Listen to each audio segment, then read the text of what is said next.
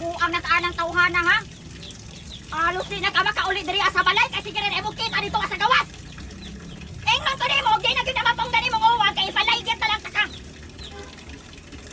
Ay dili ka di sa bayhana ka ha. Pakaulaw ra kasi imong ante na mo nagdamang mo support sa imong pagpa-eskwela tas ikaw dito na ipon-ipon lang ka sa boarding house ng laki.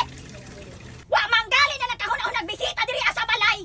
Naapay naong anang imong uyab murag naog sigwel. Nag-una ra ng simod. Wa na gyud ka kitaglain, Jel. Kaulaw ra ka ha. Ay ko gilaki-laki, Jel. Ay ko gilaki-laki ha. Laki-lakan pa na nimo imong uyab og gibuwagan ka, Mayra. Mayra. Wa ka nag-an-aw anang imuhang uyab na mura manggahay nagbantam. Hastang pangita. Purya saway. Gilumay siguro kang buanga ka ha. Kaya iya naman hilak-hilakan. Iya naman pagkamat yan. Di na gud siya mukaon. Sobrang Latina. Putang inang sarap talaga ng babae na to. Oh, hayop ka talaga. Ang ganda-ganda mo. Shit ka talaga.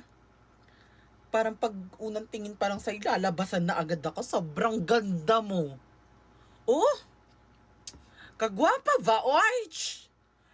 Grabe ang pagkamonyeka sa babae. Monyeka, Latina, gorgeous. Sobrang sarap, grabe. Ang shit. Pangit. Hindi ako pangit. Alam nyo, mas masakit pa ang maiwanan ng boyfriend o girlfriend kesa ma-impeach ka ng House of Representatives.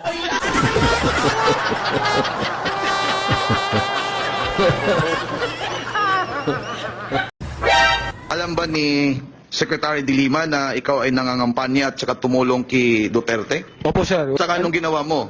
Ang sabi nang nakita kasi yung bowler, patsot-sot mo yan.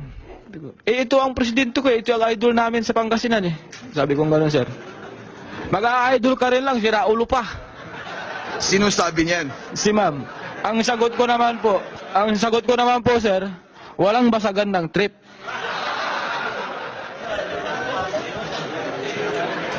So nung sinabi mo yung walang basagan ng trip, ano ang sagot ni Secretary de Lima po? Punyeta ka.